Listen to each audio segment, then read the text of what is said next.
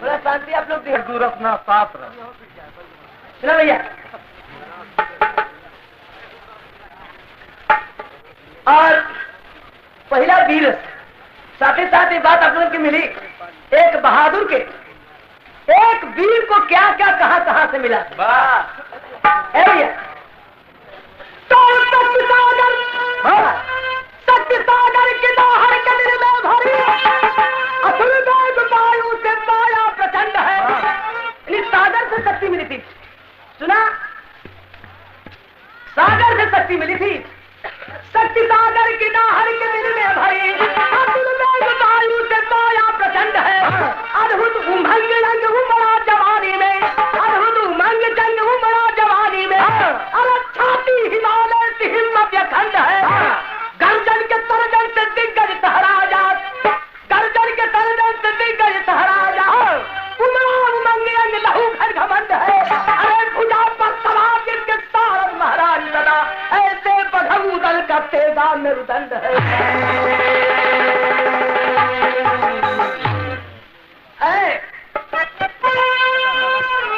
भैया, जब उदल का जवानी चमकल, खूब लगलाई। हाँ, उदल के जवानी चमकल तो पृथ्वी के चारों कोने पर घूम डलन, न कोई लड़वैया मिला, न लड़ने से पेट भरल भरल। अब मजा आई। ऐलान कर दिलन, का ऐलान कर है,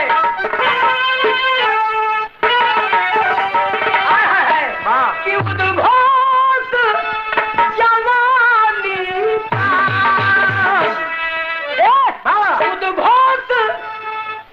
उद्घोष जवानी का क्या,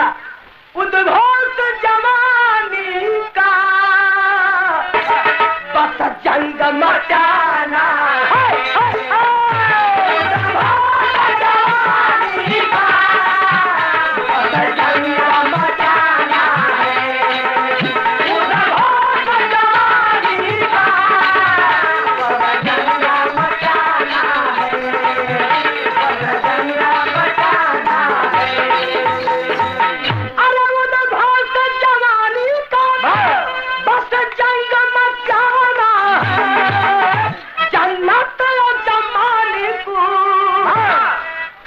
पर न जाना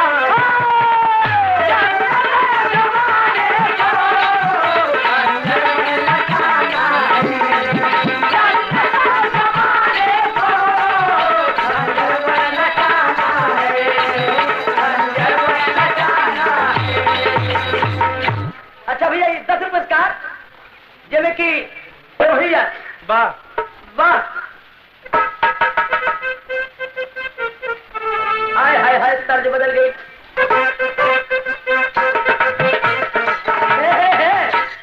असल में दुखवा उनकी यही बात कर रहे कि हमके मिला, लेकिन रामदेव के काहे मिल गए माला।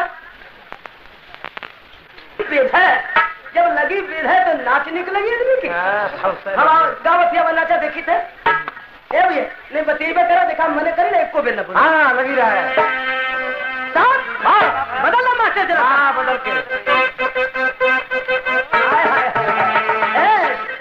उनकर शिकायत कौन न करो, खाली जितना वो कहले वो उतने जवाब जैसे बेसी नहीं। नाचे कहत ल तब कहली नाचे के नहीं, हमें काज देखो कहले कह कुछ नहीं। भैया, भगवान प्रेम से बिता दे तो बड़ा अच्छा, का जरूरत है कुल कहले कर। राम राम करा अपन बढ़ोती के जब टाइम आता पर राम राम करा अपन, प्रेम से गावा बजावा, का ऐसे कौन फायदा निकले। अरे हाँ, महोबा वीरों का जाहिर जग में घर आना है, जहाँ कड़कड़ में भाला जलना चाहता रहना है। हाय हाय हाय, धल दौला माई की गोदी एक दीवाना है। अरे इसे वीरन के जन्म देवाली मतारी की गोदी की कभी उपमा दिलन कि धल दौला माई की गोदी एक दीवाना है। अरे क्षीर सागरिया पार शक्ति देने वाला है, गोद में जिसके बघऊ दल प्रमोद पाया है। आज मार जवानी का गुण सजाया है, तुझे का देश में उदल झंडा उड़ाया है, तुझे का देश में उदल झंडा उड़ाया है। शक्ति अजमाने को जर्ती बना है।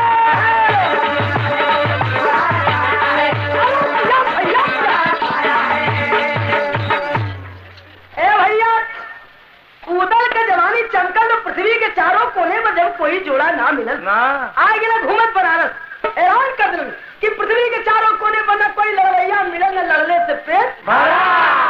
भरत ई बात ए भैया ई बात चारों तरफ गूंज गई लेकिन कैसे मास्टर तनी बढ़ जा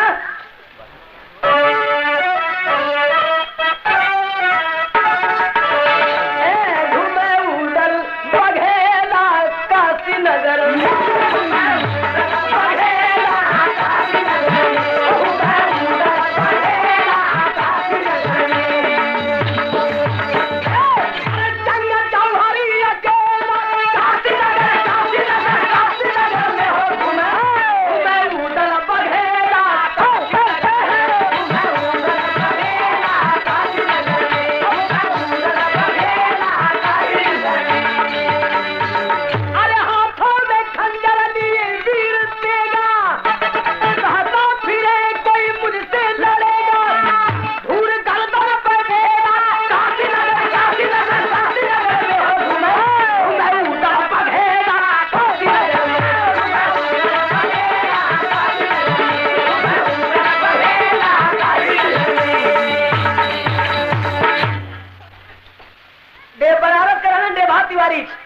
उनके पता लगल के एक बड़ा सुघर जवान आयल बा और आए के ऐलान कर दे बा काशी में कि पृथ्वी के चारों कोने बना कोई लड़वैया मिले न लड़ले से पेट भरल बात जब देभा तिवारी सुनल तो हालत का रहल और का हो गई बा मास्टर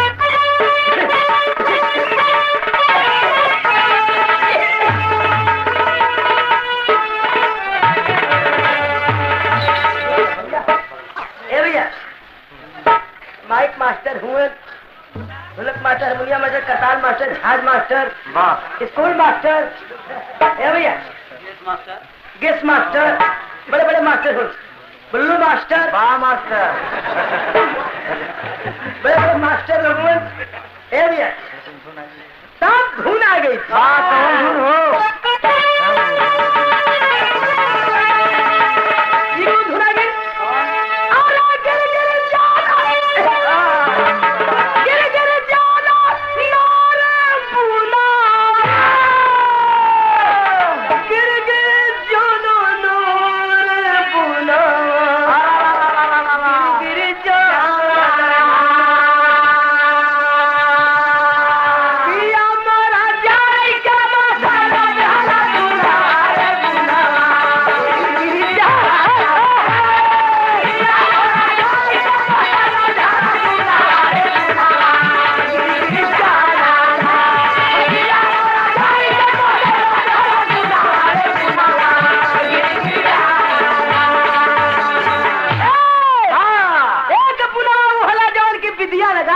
पसीना होला देखात बुन जब चुई जाला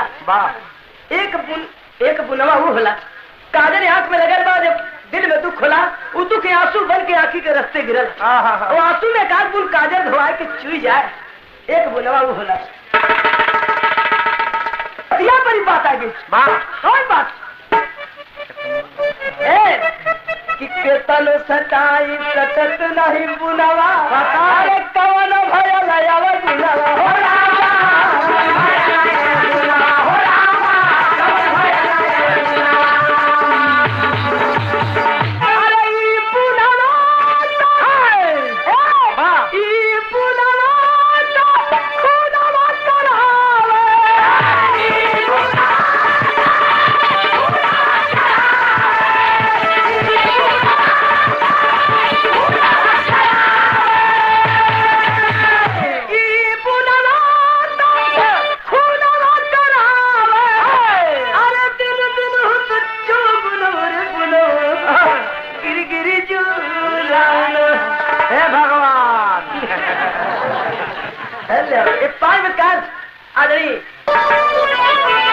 एक वीर का दहाड़ सुन के हृदय पर वज्र गिर पड़ल पहाड़ गिर पड़ल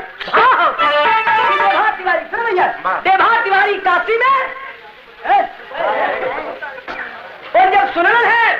कि बात उदल के अरे टूटी टूटी जाला नारे पहाड़वा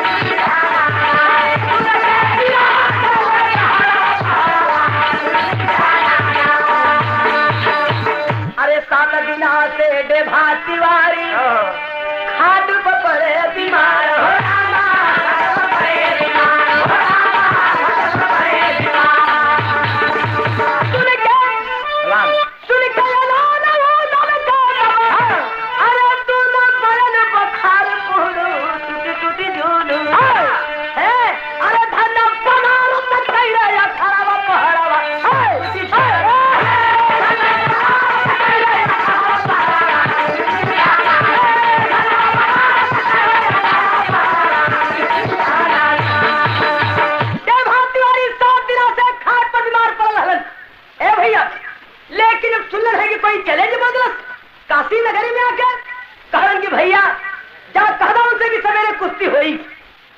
कहे गए आप बीमार हुआ, 7 दिन से जूस पानी नहीं ले हुआ, कहे कोनो चिंता मत कर, कहना सवेरे तैयार है, कुश्ती हुई। अब सुबह सुबह जब देवा तिवारी स्नान करके और भगवान भोले के भभूति रमा के तैयार हुए है, तो भाव भाव वही हाँ तर्ज बदल गई। चला राजा मैं गे, अरे नौकरिया चला राजा मैं गे, तर्ज है बा, लेकिन गाना का भाबा की चला फिर बाजा, अरे भभूति रमाएंगे चला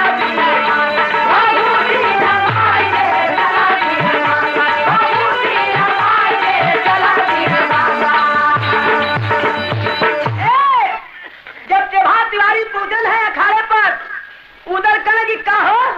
पृथ्वी के चारों कोने लड़वैया कोई मिलल नहीं, न लड़ने से पेट भरल है लड़िया हमसे। देवा तिवारी का सुना एक बात, बड़ी गौर करे वाली बात है। का कहन देवा तिवारी, और सबके मन लायक बात है, सुन लो पहले का कहन कि जिसका न जोड़ कहीं मिलता संसार में, उसका मिल जाए भोले बाबा के दरबार, उसका मिल जाए भोले बाबा के दरबार,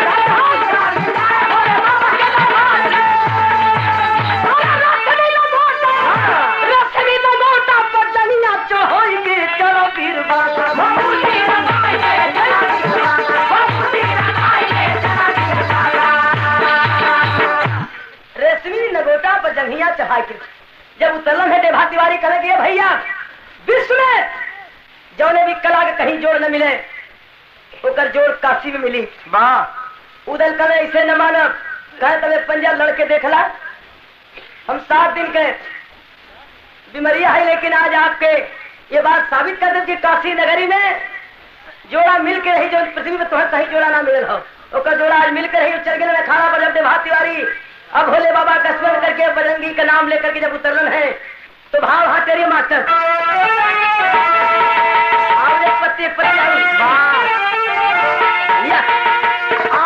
अरे निराला महाबाला केसरी, अरे ठोकर ताला जंगल में तेरा पड़ा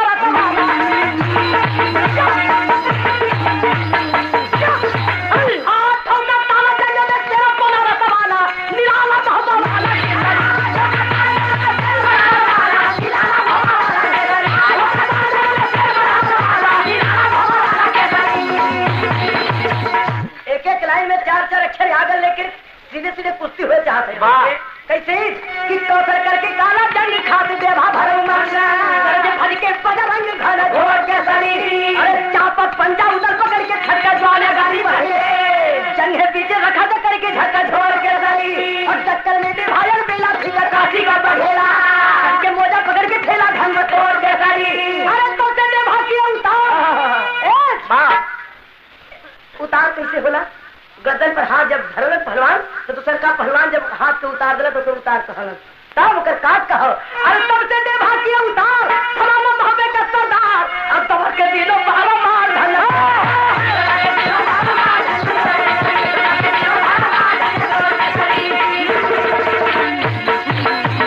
अब काट पर काट जब चला लगा दुमार फटाफट चले लगे। ए भैया देखवैया कहा कि आय हाय आय हाय, अरे ऐसा से जोड़ा देखबे न कइली, अरे दुनो बाका जवानवाना है, जोड़ा देखल नहीं ऐसा जहाना, दुनो बाका जवानवाना, जोड़ा देखल नहीं ऐसा जहाना, दुनो बाका जवानवाना, जोड़ा देखल नहीं ऐसा जहाना, दोनों बाका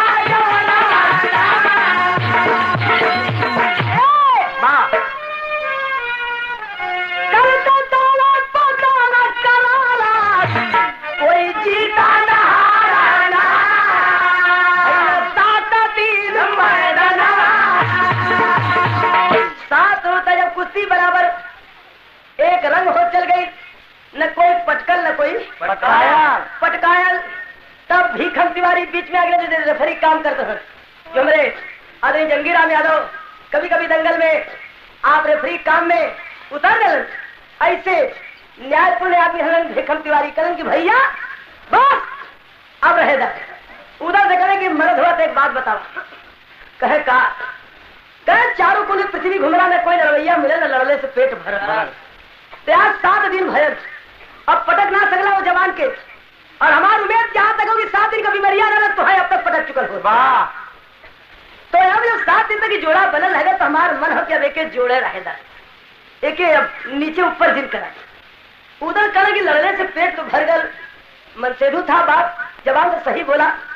कोनो ऐसा पैसा तो उकुलाज करके आदमी मतिन वैसे तो रहल नहीं कि नहीं अपने मुँह से अपन बखान कर दो दूसर के खराब बका दो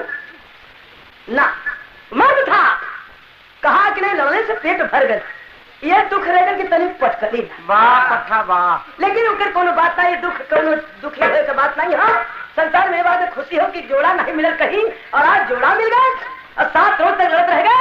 तो चाहत का हुआ। भीखम तिवारी के लिए चाहती कि जोड़ा जोड़े बनल रह जाए आज जीवन दुनिया की दोस्ती करे। ए भैया जोड़ा रही गए जोड़ा का पानी ना पूछा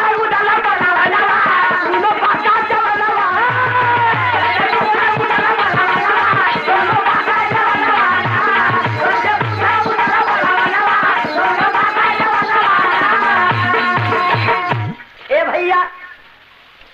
जबकि देवा तिवारी के और उदल के भीखम तिवारी ले अपने घरे दाना पानी जब करने के बाद शांति भइले के बाद दोनों जवान एक लगे बैठलन है और उदल पूछने कि भैया एक बात बतावा, तुम्हार घरवा बनरसा भी कहीं आउट। देवा तिवारी का बात बड़ी पुरानी उभार धरा सुना। सुन लो भैया हम के है बताओ अपने परिचय। कि बाबू मोरे दक्षिण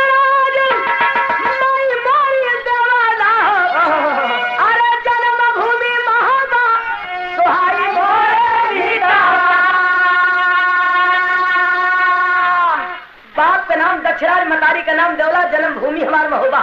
बनारस कर्म भूमि हो और जन्मभूमि महोबा। उधर अपने मन में सोच रहे कि देवला तो हमारे मतारी का नाम हो और ये देवला के मतारी के देवला के अपन मतारी बतावत बारन। तो कहलन कि भैया तू तिवारी देवला के बेटवा कैसे हो गिला? कहलन कि बहुत सुनला कहे ज्यादा माता बुढ़ाई अरे पनिया में दहना बहाई और मीता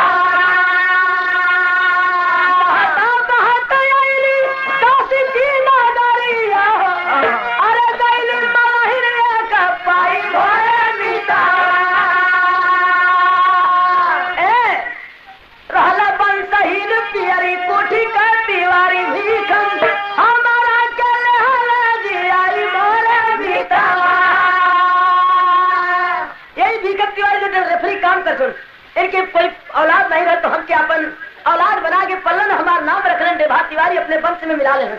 तब से हम तिवारी हो गई। लेकिन एक बात हो कि उधर कहन कि भैया एक बात सुनला कि हमहू देवला के बेटवा है और जन्मभूमि महोबा बड़े भाग से भेटाए गिला। एक काम करा छाती से लगा लन कहना कि एक बेर चल के वो मतारी के दर्शन करा और भूमि के माटी माथे लगा ला आला भैया से मिलला। कहलन की इच्छा तो बड़ी दिन से रहल लेकिन कोई लिया जब नहीं रहल, अब तू तैयार भैया तो चल। दोनों जवान काशी से चलन महोबा के लिए, लेकिन तर्ज बदल गए। तर्ज बात कीजिए कभी कभी भैया आप लोग सुनो कि सोरठी ब्रजभा रामायण पर सब लोग गावल है, लेकिन कैसे झूला की सरगिया जोगिया झूम बजावाला हो झूम बजावाला हो अरे झूमता जमाता जोगिया जालन हो राम राम हो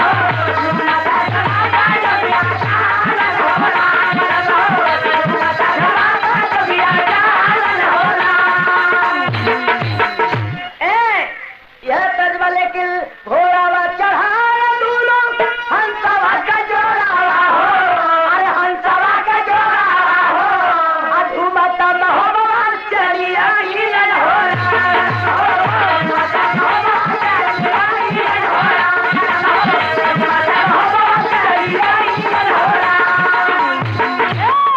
अरे जब पहुंचे ना महोबा माटी के माथे लगल मतारी के दर्शन किलन आल्हा के पास पहुंचे देवा तिवारी के परिचय जब उधर बतौलन है कि भैया ये भाई हुआ काशी नगरी में इतना दिन से रहलन है लेकिन आज आपके मिले के लिए आज हो तत्कारी क्या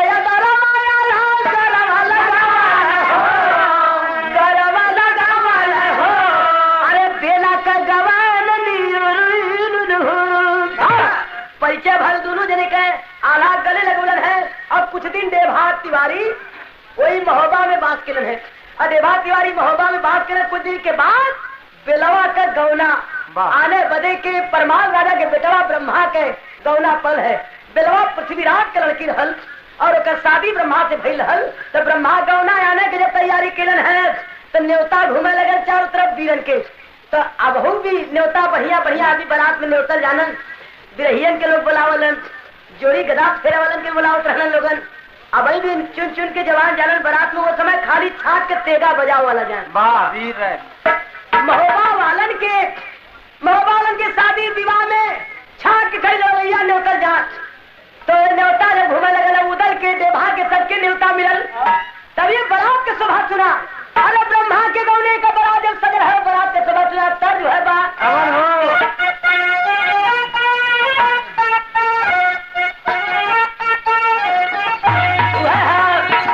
जौन की हमारे बुल्लू भी आकर में सुनौले मलाह वाले गीत वह तर्ज है। लेकिन कैसे जब मला लो नैया का पूजा करन तो ये पुआ छान तो गावन का कि तोह के चढ़ाई मैया नरियल चुनारिया हो की गंगा जी बोझल नैया परमुलुगुई हो की गंगा जी। अरे धारा मितरा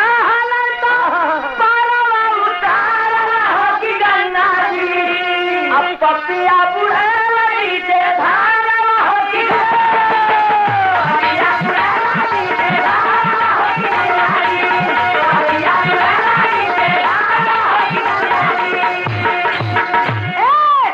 ये तो तर्ज मजा बदे के। लेकिन गाना का भावा सजली बरातिया सजल एक जवान हो की महबा वाला आने चल बेला कर जवान हो की महबा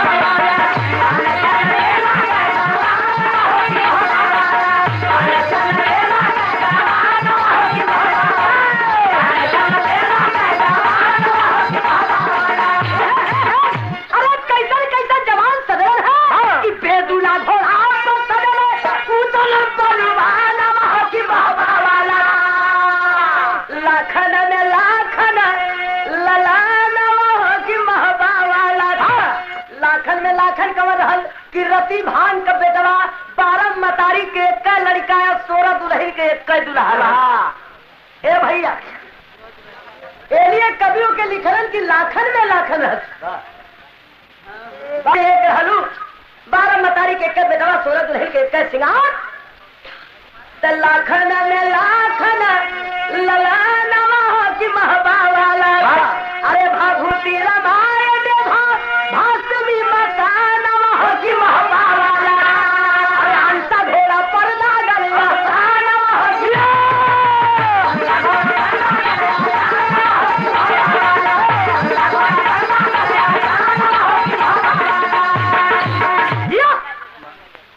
भैया भैया सरकार एकदम बन समझे कि हंसा घोड़ा पर देवहा के आसन लगल और बेदुला घोड़ा पर उदल के आसन लगल है और बारात जब चलल है। ए भैया अरे देखा तमाशा नरिया नाच। अभी आप लोग सुनला कि औरतें गाड़ी गावली वो गाड़ी कैसे गावली ना औरतें अभी आप लोग सुनला ना कैसे गावली भैया।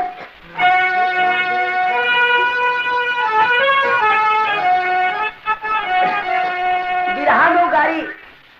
बिरहा में वो धुन रहल ना लेकिन बतावल गई आप लोगों के मौज बदे के का बतावल गई है कि देखा देखा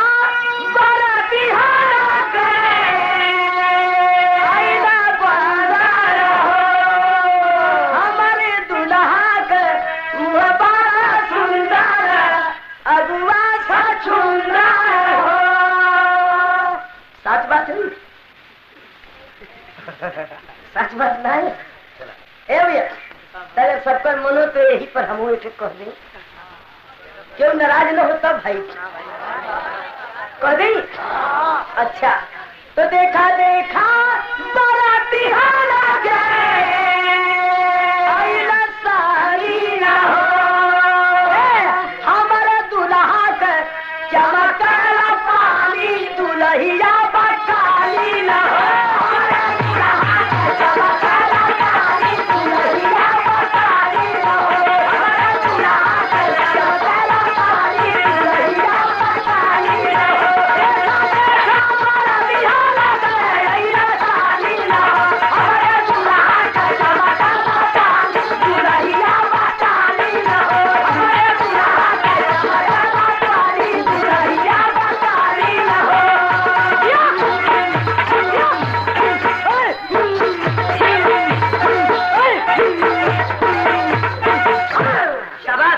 भाग नहीं तो जी तो कौन मत करे एकदम भाई तो बात आ गई सामने कि लेकिन यही के तरह चली बात जब बनारस के तो बदल दे कैसे बदलेंगे क्या बदलेंगे कि मोरा पीछे वाला लोहार भैया लोहे का मोर झूरियो तनिके बताओ तो देर नहीं अरे देखा तमाशा दरियाना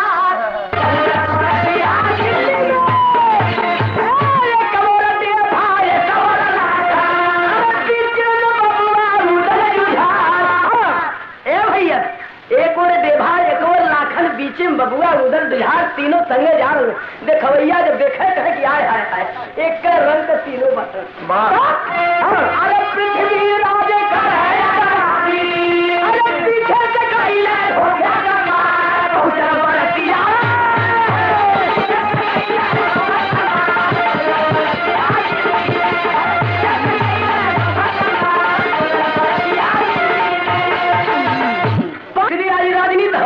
पृथ्वीराज खबर भेजवा दिलन कि भाई शहर के बाहर वहां डेरा डाल दिया लोग बीचे शहर में जिलाया ढेर हेंगे हुई हम बेलवा के खुशी खुशी विदा कर दे लड़ाई न हुई ये राजनीति लगा दे डेरा शहर के बाहर पड़ गए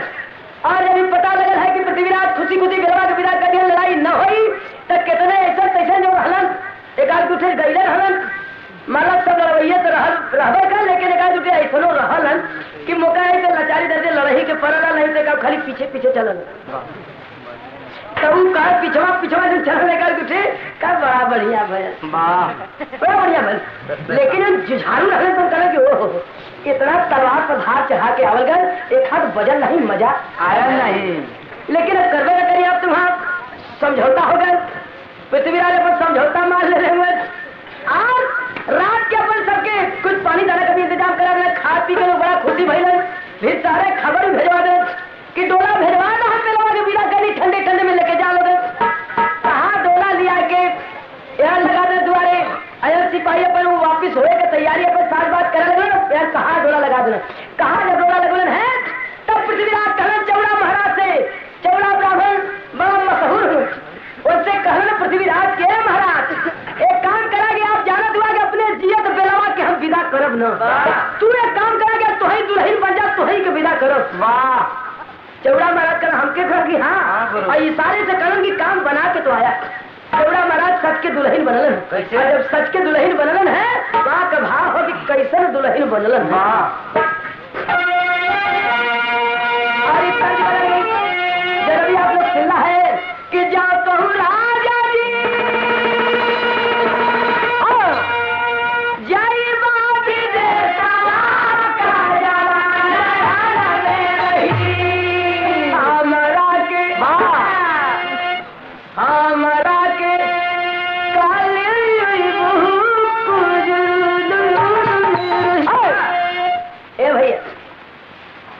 समझ में हमारे यही आवाला नहीं अंदाजी बात कहते ही जानकारी ना अगर न हो वो जानकारी तब बता दिया लोगों तो हम जान जा हमारे यह अंदाज में आवला कि भोजपुरी भाषा में है पूर्वी भाषा में हमनी शब्द बहुवचन में आ जाला ना हमनी शब्द बहुवचन में आ जाला और हमारा एक वचन में हो जाला तब वो दुल्हनिया अकेला रहना कि चार छे रहनी सब अपने मर्दा से जब बतियावत था अकेले बतियावत रह कि कोठरिया में आओ दू चार ठे रहनी कि कहलत कि हमनी के का ले यही बात तो हमनी में तो कौजे में कहू मेहरान हो गए तो अकेले अपने बदे मनावत रह कि पूरा गौवा भर के मेहरान अच्छा रहल हुई कुछ ज्यादा उसे के हाँ उसे कोनो मतलब ना के बनल है दुल्हन तब पता के बड़ा कोने रह बहुत आसान पता के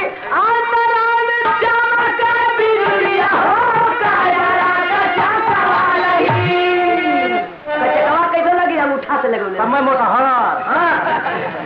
अब मन से धूप अब सीख का खोएगा जल्दी जल्दी में अपन अरे बता के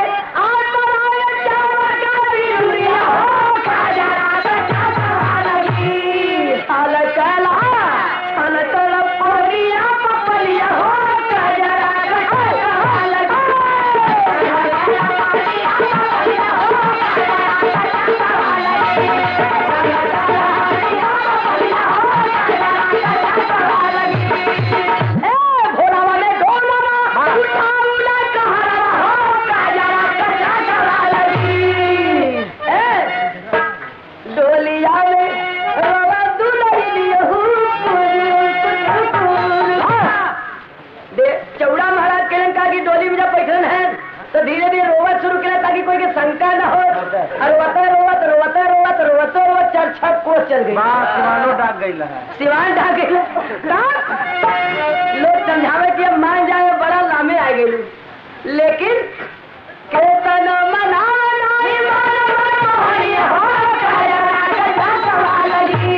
दूना दून जितना मना उतना 7 से और बढ़ौले कैसे बढ़ाओ मारी हो आए हो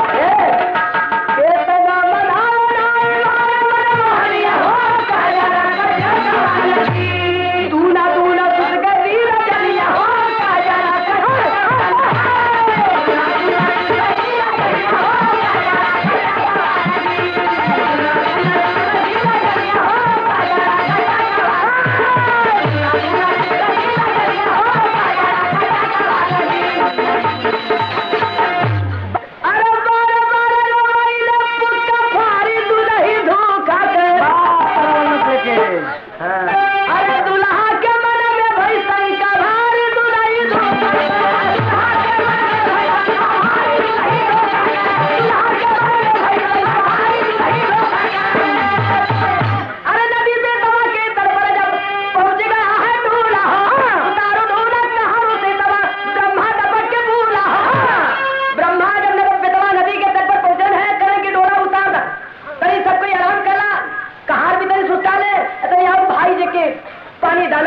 जरूरत हो तो कहले नदी के किनारा हो बड़ा सुंदर स्थान हो बेदवा नदी के तट पर उगलन है और डोला उतार के कहा जब सुतार लगन है ब्रह्मा कहे कि सब पानी दाना करे बा रोता है बा तो तनी ओके हम अकेले में समझा दे ब्रह्मा तो भर का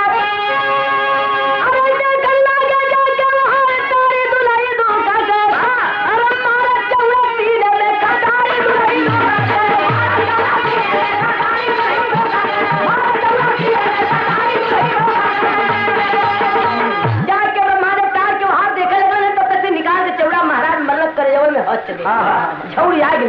आवाज रहे कि दौड़ा संगे लोगन बाप धोखा हो गया लेकिन अरे रंगन धनिया पड़ल पीछे में ब्रह्मा गिर गई ढगला हाहाकार की ब्रह्मा गिर गई पकड़ो पकड़ो की आवाज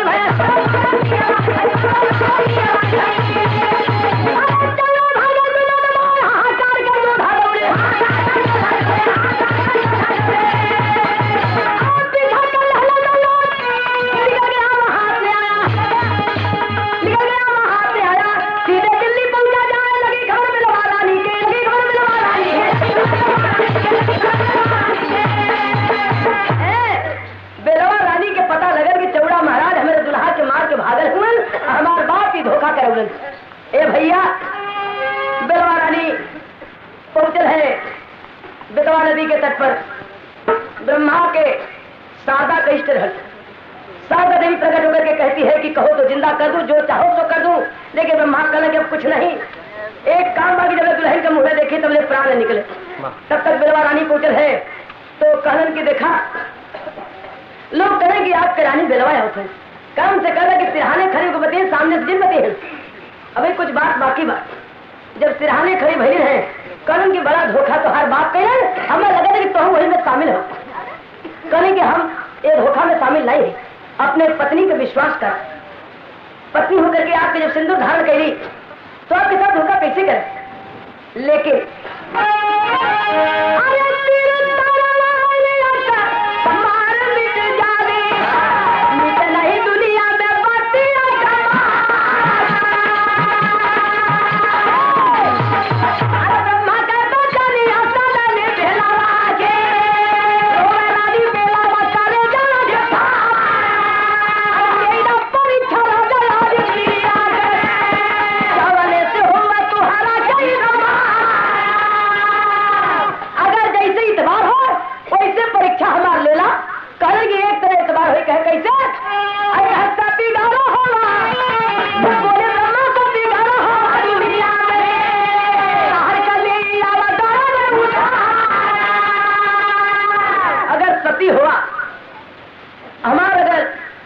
सिंदूर धारण करे वो हमारे को विश्वास रख ले तो तुम्हारा विश्वास उनकी तब्बर हुई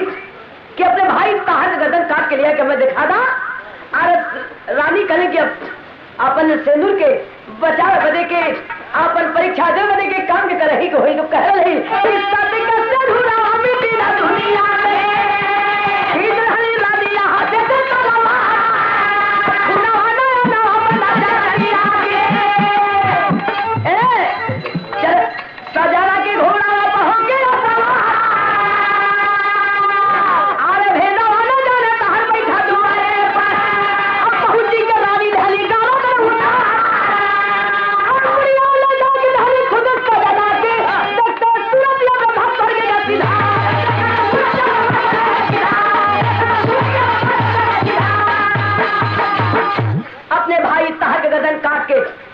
और लिया के जब अपने पति के सामने खड़ी भरी है, शोघर जब सामने देखल है, प्राण निकल गए तो चलते चिता नदी के तट पर लगल और कहन के जीते जी तो मिलन नहीं भय, लेकिन अब स्वर्गे में मिलन करब। वो सती करती है क्या?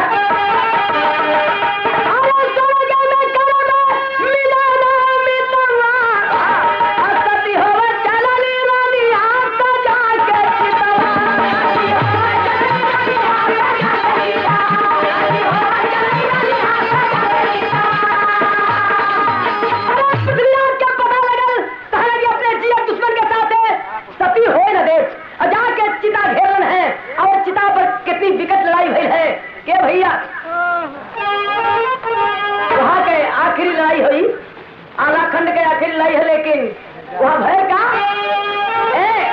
राज पलटन पृथ्वीराज सब पे दबा कर पड़ आए और खिलौने पे जाते रहे तो उसको तो भाग गिराए, धार में डूब गई नीचे बनिया सजा के चितवा 12 बतारी कर बेटवार यानी पृथ्वीराज पहुंचल है मेदवा के तट पर तो हर सभी जवानन का तेगा खिंचकर दोनों तरफ से टकराव जब है तो 12 बतारी कर बेटवा लाख में लाख प्यारा भाग चलना तेगा तो लाख के ऊपर मारा देख है उधर सोलनिया सजा के चितवा ओए लाख के ऊपर जब तलवार मल है चौड़ा महाराज उधर दूर से देख रहे हैं दौड़लन है कि आए है आज 12 मतारिन के एक दुल्हरुआ और 16 दुल्हन के एक सिंगार लुट गए। जब दौड़न है कि मुड़ी ले चल लाखन के महोबा और ले चल के दुल्हन के मतारी के सबके दे दे, मतारी देख के संतोष करी हन और दुल्हन जन हो तो सती हो जाई हन, यही बदे के दौड़न है उधर देख हमारे ला करके उधर मन में घबराए कल से देखो लाखन पास में आए कैला मनवा में गलिया सजा के चितवा दौड़ के दोनों हाथ से मुड़ी उठोले में लाखन का और तबले चौड़ा महाराज करेंगे ऐसे मौका नहीं मिली देख हने हत्था उधर को चौड़ा फेंक चलाया कातरिया उधर का गर्दन भाई लगा कमाया डूब रहा महबे का बनिया सजा के चितवा। ए भैया देवा दौड़न है उधर के देख के और जाके भर अखबार पकड़न है कहलन की आए आज दुनिया में जोड़ा फुट गल। अरे देख भर अखबारी देवा रो बार बार खुला के अरे